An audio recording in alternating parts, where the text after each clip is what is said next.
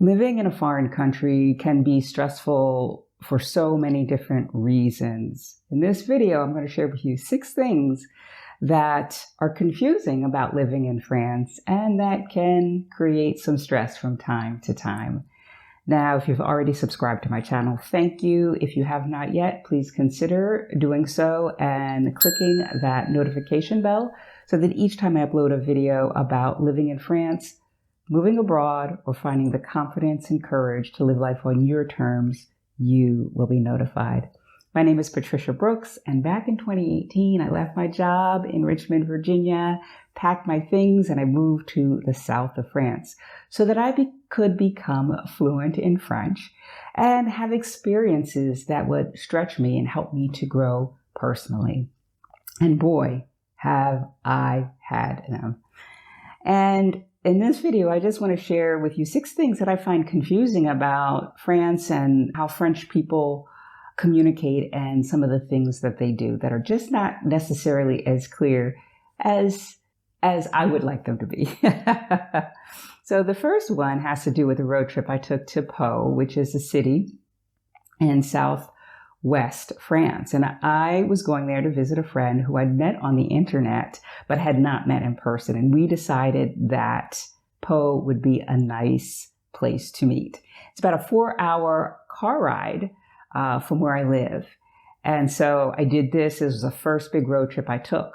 And just before I got to the city of Pau, I decided I was going to take a break at a rest stop. And the rest stop that was right there was one that was on the other side of the highway, which meant I had to take an overpass to get to it. No problem. Did that, went inside, did my business, came back out, was ready to go meet my friend at the specified time. And when I drove off and saw the exit ramp, it said Bayonne. Now, I'm not that familiar with France, so I don't know where Bayonne is. Was Bayonne someplace that in the direction from in which I came, or is that in the direction of where I'm going? It wasn't my end destination, so I didn't know. And so I drove around again, around a parking lot, pulled into my spot.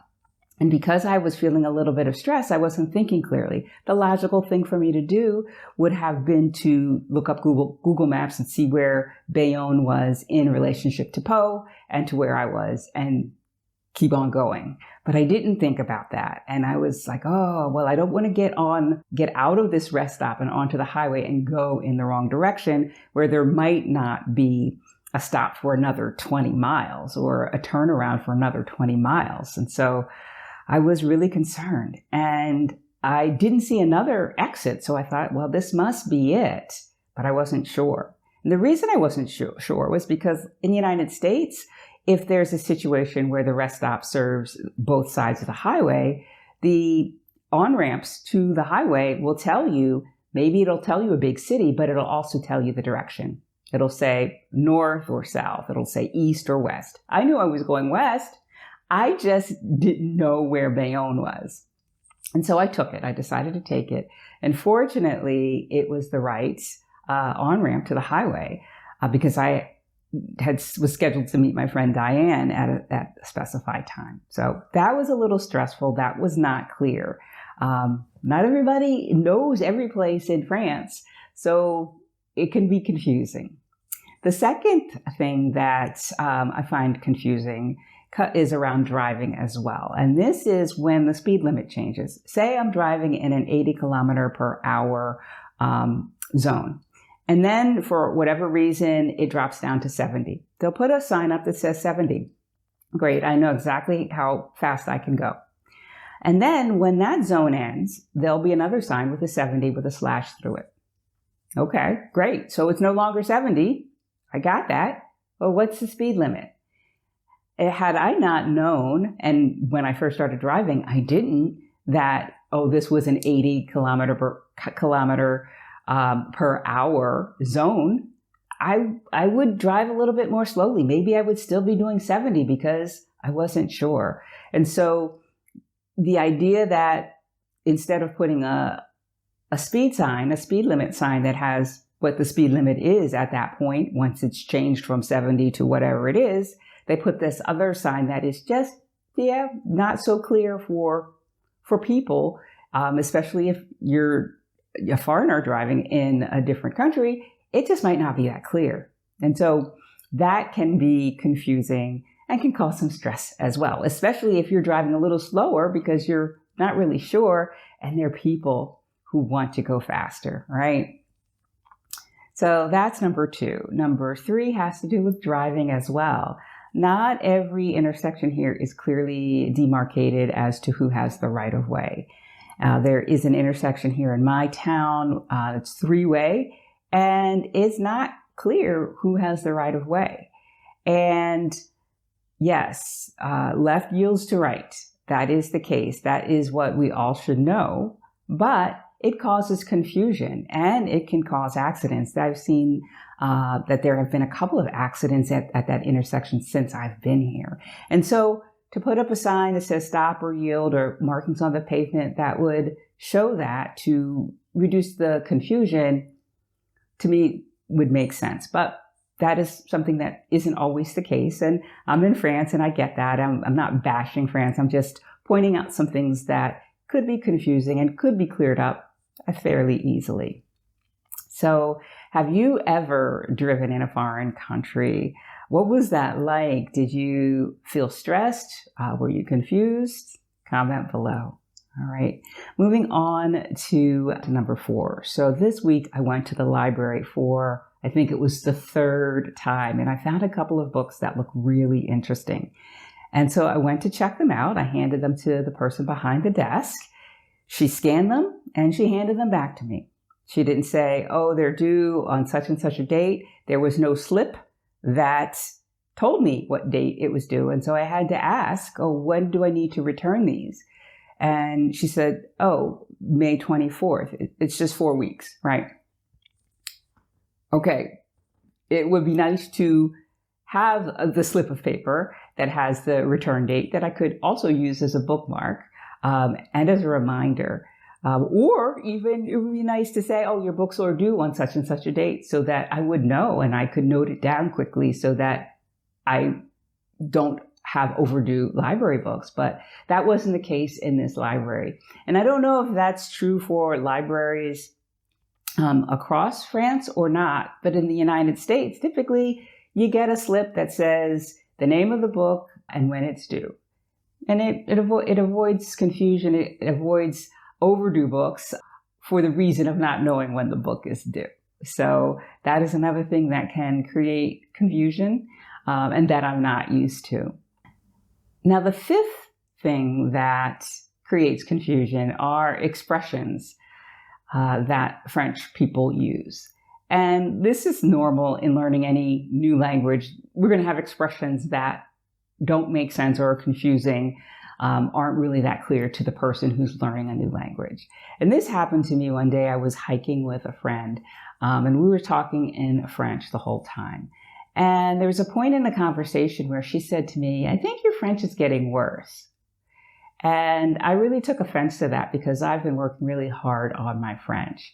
And while it might be the case that my French to her was not as fluid, I said I did not accept it. I said to her, that's not something that I want to hear, right? I kind of blocked it out because in addition to working really hard on my French, I'm working really hard on my mindset and having a positive mindset about learning a new language or doing anything is important to your success. And so I was like, yeah, that's not something I want to hear right now. And so I kind of shut her down in a nice way, but I was forceful in it. And afterwards, she said to me, what you're doing, she said this in French. She said, ce que tu fais, c'est pas évident. And she kept saying that, c'est pas évident, c'est pas évident. And I was still kind of trying not to even think about, what had happened because I'm just trying to stay positive, present in the moment. And so when I got home, I kept saying, well, why does she keep saying, c'est pas évident, c'est pas évident?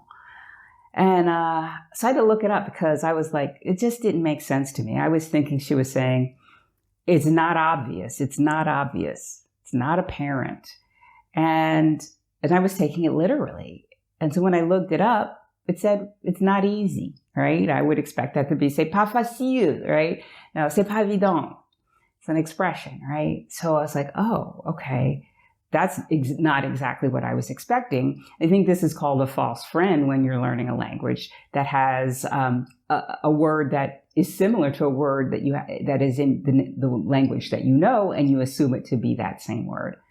And in English, evident means apparent or obvious. And so I just took it literally, and there was this nuance that I didn't know about. So that was a little confusing, not necessarily stressful, but I was like, I just don't really understand.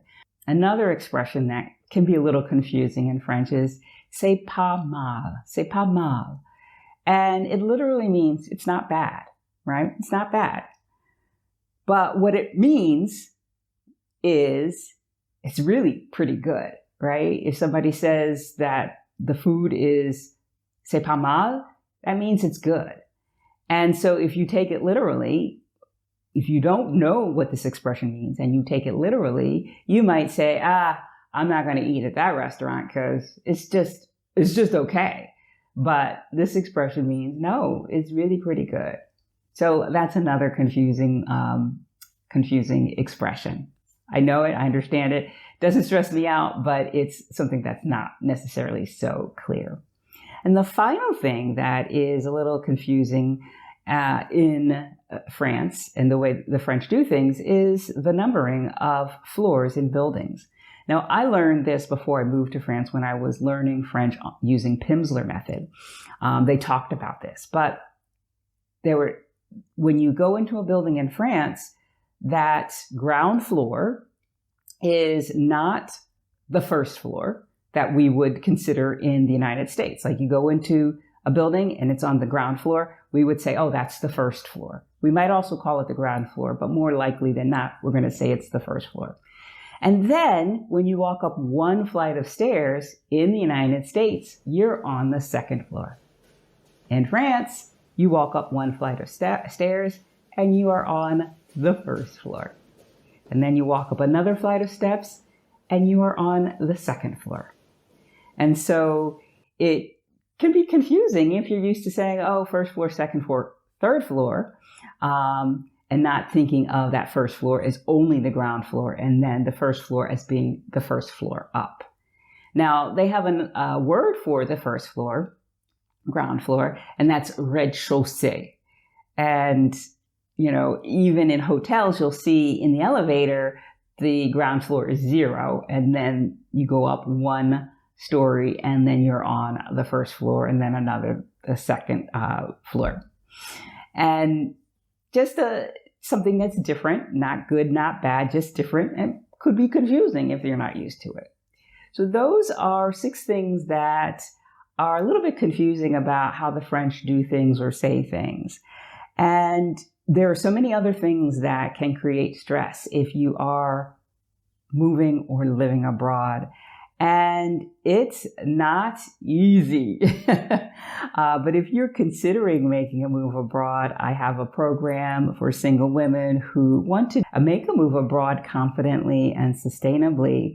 And I'm going to put a link to my website so you can check it out there. And if you're inclined, schedule some time with me so we can talk about what you are envisioning for your life, and perhaps working with me might help you get there sooner and with more ease.